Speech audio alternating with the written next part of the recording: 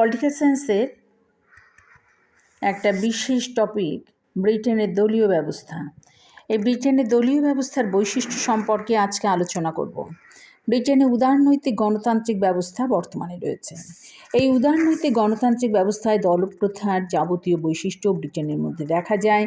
তো ব্রিটেনে প্রথমেই বলি যে ব্রিটেনে সুস্পষ্ট দ্বিদলীয় ব্যবস্থা বর্তমানে রয়েছে। ব্রিটেনে দুটো মূল দল ছাড়াও ছোটোখাটো আরও দু একটা দল আছে, তবে টৌরি ও হুইগ রয়েছে। তারপর রয়েছে উদারনৈতিক, রক্ষণশীল এবং এখন রক্ষণশীল ও শ্রমিক দলকে রাষ্ট্রনৈতিক ক্ষেত্রে গুরুত্বপূর্ণ ভূমিকা গ্রহণ করতে দেখা যায়।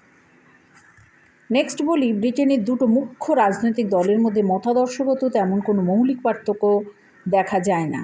কোনো দলই বিদ্যমান সমাজ ব্যবস্থার আমূল পরিবর্তনে পক্ষপাতী নয়। প্রয়োজনীয় সংস্কারের মাধ্যমে পরিবর্তিত সময়ের সঙ্গে সামঞ্জস্য বিধানের নীতিতে প্রধান দলগুলি বিশ্বাসী। নেক্সট বলি, ব্রিটেনের দলীয় ব্যবস্থাকে পুরোপুরি শ্রেণীভিত্তিক বলে সঙ্গত নয়। শ্রমিক দল মূলত শ্রমিক ও দরিদ্র শ্রেণীর সমর্থন পুষ্ট, কিন্তু রক্ষণশীল দল সমাজের বিভিন্ন অংশে সমর্থন লাভ করে থাকে। রক্ষণশীল দলের পশ্চাতে অভিজাত, বিত্তবান ও সমস্ত ধরনের এই যে সামন্ত শ্রেণী যে রয়েছে, সেই সামন্ত শ্রেণীর সমর্থনটা রয়েছে। আর ব্রিটেনে রাজনৈতিক দলগুলোর সঙ্গে বিভিন্ন স্বার্থান্বেষী গোষ্ঠীর একটা ঘনিষ্ঠ যোগাযোগ দেখতে পাওয়া যায়। প্রতিটি রাজনৈতিক দলের সমর্থনপুষ্ট একাধিক পেশাদারি গোষ্ঠী ও শ্রমিক সংগঠন থাকে।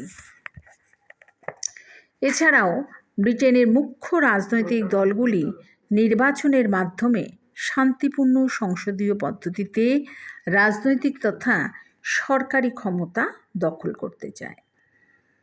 তো এই গেল ব্রিটেনের দলীয় ব্যবস্থার বৈশিষ্ট্য।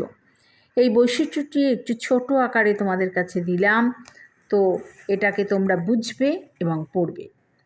তাই ব্রিটেন সম্পর্কে বলা যায় যে ব্রিটেনে বর্তমানে দ্বিদলীয় ব্যবস্থা যে রয়েছে সেটা কিন্তু স্পষ্ট। তাই আজকের আলোচ্য বিষয় ছিল ব্রিটেনের দলীয় ব্যবস্থার বৈশিষ্ট্য। তো এটা হচ্ছে পলিটিক্যাল সায়েন্সের একটা বিশেষ টপিক, ব্রিটেনের দলীয় ব্যবস্থা।